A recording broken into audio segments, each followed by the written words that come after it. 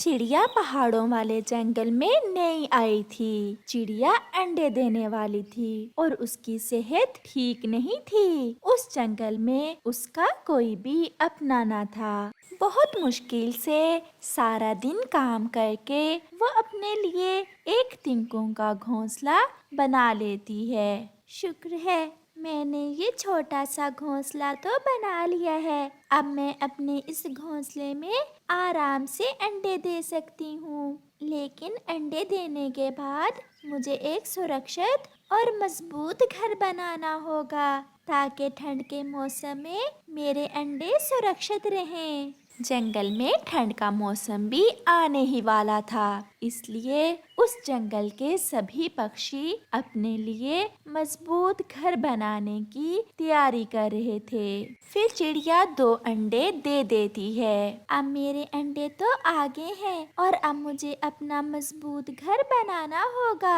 मैं कल से ही अपना मजबूत घर बनाने का काम शुरू कर दूंगी। फिर रात होते ही चिड़िया सो जाती है। आधी रात को जंगल में तेज और ठंडी हवा चलना शुरू हो जाती है। अरे ये क्या, ठंडी हवा तो अभी से चलना शुरू हो गई। ये ठंडी हवा मेरे अंडों के लिए ठीक नहीं है। इस ठंडी हवा से मेरे अंडे खराब भी हो सकते हैं। मुझे अपने अंडों को किसी सुरक्षित जगह पर रखना होगा। चिड़िया अपने अंडों को लेकर बहुत परेशान हो रही थी। फिर उसकी नज़र थोड़ी दूर एक घर पर जाती है। चिड़िया अपने अंडों को उठाती है और उस घर की तरफ चली जाती है। चिड़िया उस घर के दरवाजे पर दस्तक देती है। वो घर कालू कौवे और गोरी कौवे का था। कालू कौवा दरवाजा खोलता है। कौन हो तुम और इतनी रात को हमारे घर के दरवाजे पर क्यों दस्तक दे रही हो? कौवे भैया, मैं बहुत मुश्किल में हूँ। मैं आपके जंगल में नई आई हूँ। मैंने अभी तक अपने लिए सुरक्षित घर नहीं बनाया। मेरे साथ ये मेरे 2 अंडे भी हैं। आप मुझे आज की रात अपने घर में रख लें। मैं कल अपने लिए सुरक्षित घर बना लूंगी। कालू की पत्नी गोरी भी बाहर आ जाती है। इससे पहले कि कालू कौवा कुछ बोलता, गोरी बोलती है, चिड़िया, हमारा घर तो खुद छोटा सा है। मैंने खुद अंडा दे रखा है। हम तुम्हें कैसे अपने घर में रख लें? आप कृपया करें, मुझे ना सही मेरे अंडों को अपने घर में रख लें। बस आज की रात। मैं आपका एहसान हमेशा याद रखूंगी। फिर चिड़िया को रोता देख गोरी को चिड़िया पर दया आती है और वो चिड़िया के अंडे अपने घर में रखने पर मान जाती है। चिड़िया सारी रात बाहर ठंडी हवा में ठठरती रहती है, लेकिन उसे इस बात का सुकून था कि उसके अंडे अब सुरक्षित थे। सुबह होने के साथ ही जंगल में बर्फ गिरना भी शुरू हो चुकी थी। चिड़िया उस गिरती बर्फ की परवाह किए बिना सारा दिन काम करती है। वो सूखी लकड़ियाँ ढूंढ कर लाती है और सूखी घास। चिड़िया को घर बनाना अच्छे से आता था, इसलिए वो शाम तक अपना घर बना लेती है। अब मेरा मजबूत और सुरक्षित घर बन गया है। अब मैं अपने अंडों को अपने घर में ले आती हूँ। फिर चिड़िया कौवे के घर जाती है। आपका बहुत बहुत धन्यवाद जो आपने मेरा इतना साथ दिया। अब मैंने अपना घर बना लिया है। मैं अपने अंडे लेने आई हूँ। आप भी किसी दिन मेरे घर जरूर आना, मुझे बहुत अच्छा लगेगा। फिर चिड़िया अपने अंडे लेकर वहाँ से चली जाती है। आज रात चिड़िया अपने घर में बहुत आराम से बैठी ठंड के मजे ले रही थी। वो अपने अंडों को सारी रात गर्माइश देती है। कालू और गोरी भी अपने अंडे के साथ अपने घर में थे। उनका घर काफी कमजोर था। ज्यादा बर्फ गिरने की वजह से उनके घर की छत एक तरफ से टूट जाती है। कालू जी, अब हम क्या करें? इस ठंड से तो हमारा अंडा खराब हो जाएगा। गौरी, इस समय तो मैं बाहर जाकर अपनी छत की मरम्मत भी नहीं कर सकता। तुम तो जानती हो बाहर कितनी बर्फ गिर रही है। कालू, क्यों ना हम चिड़िया के घर जाएं और उससे मदद मांगें। दिखने में तो वो बहुत अच्छी लग रही थी, वो हमारी मदद जरूर करेगी। फिर कौवा और कौवी चिड़िया के घर जाते हैं। आप आए आए, जल्दी से घर के अंदर आए, बाहर बहुत ठंड है। फिर वो सब चिड़िया के घर के अंदर चले जाते हैं। चिड़िया, तुमने तो हमारा घर देखा है, कितना कमजोर है। वो आज हमारे घर की छत टूट गई। ठंड में हमारा अंडा कहीं खराब ना हो जाए, इसलिए हम तुम्हारे घर आ गए। तुम हमें ये ठंड के दिन अपने घर रख लो। आपने बहुत अच्छा किया जो आप मेरे घर आ गए। मुझे बहुत खुशी होगी अगर आप मेरे घर में रहेंगे। चिड़िया, तुम कितनी अच्छी हो और हम बड़ी किस्मत वाले हैं जो तुम हमारी पड़ोसन हो। अच्छे तो आप भी बहुत हो। अगर आप उस रात मेरी मदद ना करते तो मेरे अंडे खराब हो जाते। फिर कौवा और कौवी चिड़िया के घर में ही ठंड के दिन गुजारते हैं और कुछ दिनों बाद उनके अंडों से प्यारे प्यारे बच्चे निकलते हैं। प्यारे दोस्तों, इस कहानी से हमें सीख मिलती है कि हमें मुश्किल समय में हमेशा एक दूसरे की मदद करनी चाहिए। वो आ गया, वो आ गया, मूंगफली बेचने वाली का बेटा, वो आ गया। मम्मा कहती हैं कोई भी काम छोटा या बड़ा नहीं होता। पक्षी अपने कामों से नहीं बल्कि दूसरे पक्षियों से अपने व्यवहार से पहचाने जाते हैं। जो भी है, मूंगफली बेचना भी कोई काम है। मेरी मम्मा मूंगफली बेचती हैं और हमारे घर का गुजारा अच्छा हो रहा है। हम मेहनत करते हैं। मेरी मम्मा आपकी मम्मा की तरह दूसरे पक्षियों के घरों से चोरियां नहीं करती। ये सुनकर जग्गू चुप हो जाता है।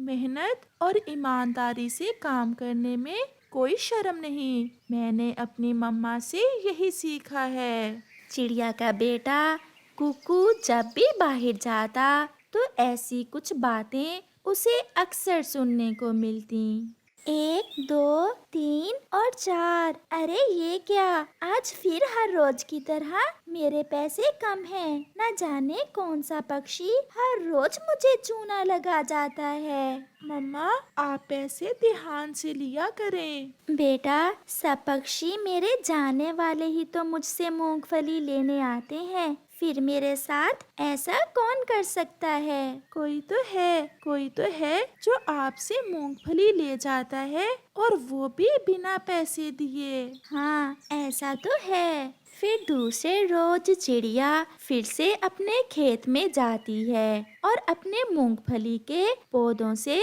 मूंगफली तोड़ती है।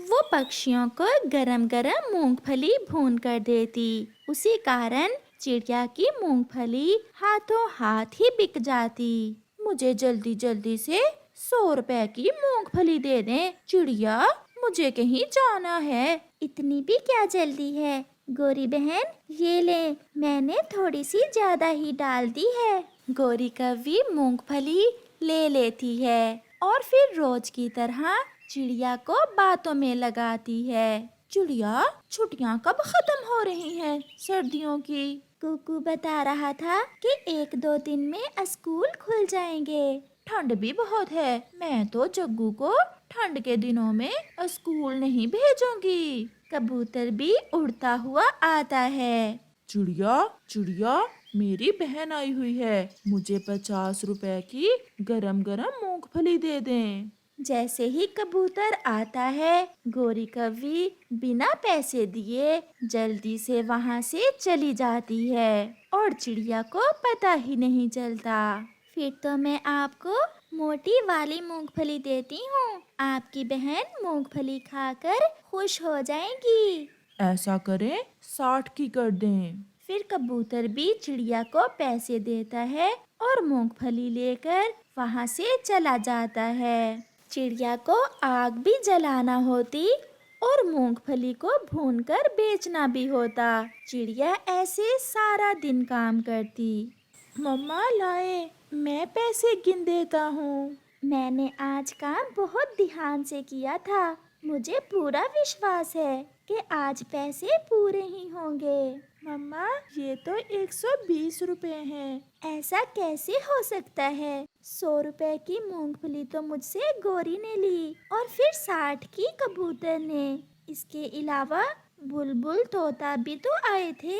मेरे पैसे आज फिर कम हैं। अगर ऐसा है तो मैं कल पकड़ूंगा उस चोर को जो मेरी मम्मा से मूंगफली बिना पैसों के ले जाता है। गोरी कौवी भी अपने घर में बैठी हुई थी। जग्गू, खाओ खाओ, मुफ्त की है। मैं हर रोज उस छोटी चिड़िया को बातों में लगाकर मूंगफली के पैसे दिए बिना ही आ जाती हूँ। ये सुनकर कालू कौवा और उसका बेटा जग्गू हंसने लग जाते हैं। अपने बेटे की तरह वो चिड़िया भी पागल ही है। मम्मा, आप ऐसा ही किया करें। दूसरे दिन कुकू सीधा पुलिस के पास जाता है और उन्हें सारी बात बताता है। अच्छा, तो ये बात है। मैं जाता हूँ आपके साथ और आज पकड़ते हैं उसे।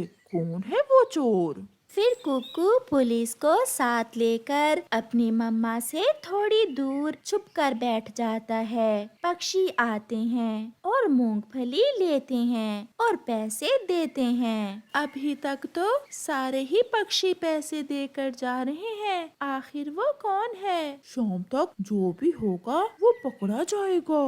फिर थोड़ी देर बाद गोरी कौवी जग्गू को साथ लेकर आती है। चिड़िया, मुझे 100 रुपए की मूंगफली तो देना। आज मूंगफली पहले से ज्यादा स्वादिष्ट है। गोरी बहन, ये ले। चिड़िया चिड़िया, मैं अपनी माँ के पास जा रही हूँ। मेरी माँ मूंगफली वाले लड्डू बहुत स्वादिष्ट बनाती है। मैं अपनी माँ के हाथों के लड्डू खाने जा रही हूँ। मूंगफली वाले लड्डू तो मेरी माँ भी बहुत स्वादिष्ट बनाया करती थी। मुझे आज तक उन लड्डुओं का स्वाद याद है। चिड़िया, आग थोड़ी कम करो, तुम्हारी मूंगफली जल रही है। फिर तोता भी वहाँ आ जाता है। तोते को देखकर गोरी जग्गू को इशारा करती है और वो बिना पैसे दिए ही वहाँ से उड़ती है। पकड़ी गई। वो कौवी बिना पैसे दिए ही जा रही है। पुलिस, उसे पकड़ो, उसे पकड़ो।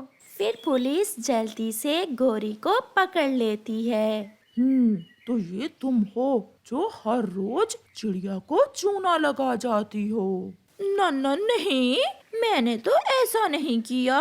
ये तो जेल जाकर ही बताऊंगा। फिर पुलिस गोरी को जेल ले जाती है और जग्गू वहाँ से घर भाग जाता है। मम्मा, मैं ना कहता था कोई तो है जो आपको बिना पैसे दिए ही मूंगफली ले जाता है। तो ये गोरी कौवी थी। अब पता चलेगा इसे। जेल की हवा खाकर सीधी हो जाएगी। ऐसे गोरी कौवी को चोरी की सजा मिलती है। देखा प्यारे दोस्तों, चोर कितना भी होशियार हो, एक ना एक दिन तो पकड़ा ही जाता है। जग्गू कौवे के माता पिता चोरियां करते थे। वो एक नंबर के चोर थे। जग्गू अभी छोटा था। वो अपने माँ बाप को चोरियां करते तो देखता, मगर अभी तक वो चोर नहीं बना था। जग्गू मेरे बेटे, घर में ही रहना, हम पहाड़ों की तरफ जा रहे हैं। आज रात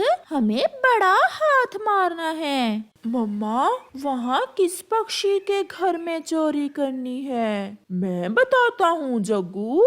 आज हम उल्लुओं के घर जा रहे हैं। सुना है उन्होंने अपने घर में बड़ा माल जमा कर रखा है। फिर कालू और गोरी उल्लुओं के घर चोरी करने चले जाते हैं। रात अंधेरी थी। वो बहुत तेजी से उड़ते हुए उल्लुओं के घर पहुंच जाते हैं। उल्लू और उसकी पत्नी सोए हुए थे। कालू कौवा आहिस्ता से उनका संदूक खोलता है। गोरी को पता ही नहीं चलता कि कब एक गिलास नीचे गिर जाता है। उल्लू और उसकी पत्नी शोर सुनकर जाग जाते हैं। चोर चोर, हमारे घर में चोर घुस आए। गोरी भाग भाग गोरी।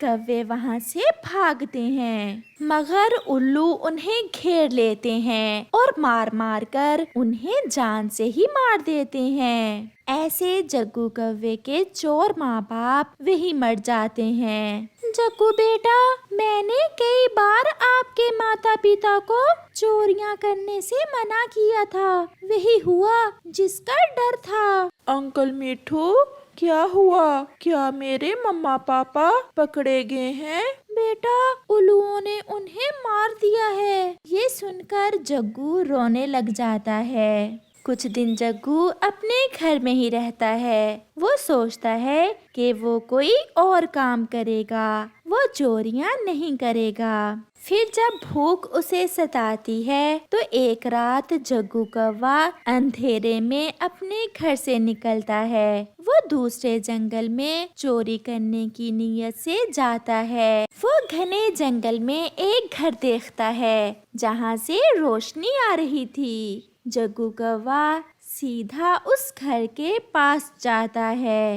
वो छुपकर आवाज सुनता है। मुझे लगा बाहर कोई है। जाओ और आप बाहर देखो। कबूतर की पत्नी घर से बाहर निकलती है। जग्गू उसके सामने था मगर वो कहती है, यहाँ तो कोई नहीं है, शायद कोई बिल्ली होगी। फिर वो घर में चली जाती है। मैं आंटी के सामने था, फिर भी उन्होंने मुझे नहीं देखा। इसका मतलब आंटी कबूतरी आंखों से देख नहीं सकती। कहाँ हो लूसी? तुम कहाँ हो? मैं यहाँ हूँ। लूसी, अगर आज हमारा काका हमारे पास होता तो हमें किसी चीज की कमी ना होती। उस रात हमारा बेटा हमसे बिछड़ गया। वो तूफान बहुत तेज था। मैं अभी तक अपने बेटे को भूल नहीं सकी। हमारे पास इतना कुछ है और हम दोनों अंधे, हमारा कोई भी नहीं है। तो ये दोनों ही आंखों से अंधे हैं। अगर मैं इनका बेटा बन जाऊं तो इनका सारा माल मैं चुरा सकता हूँ। ये तो अंधे हैं, इन्हें कौन सा पता चलेगा कि मैं कौवा हूँ या कबूतर। फिर जग्गू उनके घर के दरवाजे पर दस्तक देता है। कौन कौन है इस समय? माँ, मेरी माँ, मैं लौट आया। माँ, मैं काका हूँ। हमारा काका लौट आया। लूसी, जल्दी से दरवाजा खोलो। फिर लूसी दरवाजा खोलकर जग्गू को अंदर ले आती है। मेरे बेटे, मुझे पूरा विश्वास था आप एक न एक दिन जरूर लौट कर आओगे। जब तूफान आया तो तुम कहाँ चले गए थे मेरे बेटे? पापा, मैं तेज हवा से दूसरे जंगल चला गया था। फिर मैं वहीं रहा और फिर मैं ढूंढता ढूंढता वापस आ गया। मेरे बेटे को भूख सता रही होगी। ये लो बेटा, भोजन खाओ और अब कभी घर से बाहर ना जाना। बेटा, तुम ही हमारी रोशनी हो, हमारी जिंदगी तुम ही से तो है। जग्गू कौवा भोजन खा लेता है और लूसी कबूतरी जग्गू को अपने साथ लटा लेती है और वो सब सो जाते हैं। जग्गू, मेरे बेटे, मैंने सारी जिंदगी चोरियां की, हमेशा बुरे काम किए और हम इसी काम में मर गए। मेरे बेटे, मुझे माफ करना, मैं तुम्हें कोई अच्छा काम नहीं सिखा सकी। मगर बेटे, आप एक अच्छे पक्षी बनना। जैसे हम मरे, मैं नहीं चाहती कि आप भी चोरियां करते हुए मर जाओ। फिर अचानक जग्गू की आंख खुल जाती है। जग्गू रोए जा रहा था। क्या हुआ मेरे बेटे? क्या आपने कोई डरावना सपना देखा है? नहीं मम्मा, मैंने बहुत अच्छा सपना देखा है जिसने मेरी सोच बदल दी, जिसने मुझे बदल दिया। मम्मा, मैं आपके पास ही रहूंगा, मैं कभी आपको छोड़कर नहीं जाऊंगा। फिर जग्गू कौवा जो चोरी करने के लिए उस घर में आया था, हमेशा हमेशा के लिए वहीं रहता है और कबूतर और कबूतरी को सारी बात बता देता है। जग्गू बेटा, हम तो अंधे हैं, हम आपको देख नहीं सकते, मगर हमें आप में से अपने बेटे की ही खुशबू आती है। ना तुम्हारा कोई और ना हमारा, आप कभी हमें छोड़कर ना जाना। मम्मा, आप मुझे जग्गू नहीं बल्कि काका ही कहेंगी। फिर वो सब हंसने लग जाते हैं और खुशी खुशी जीवन गुजारते हैं।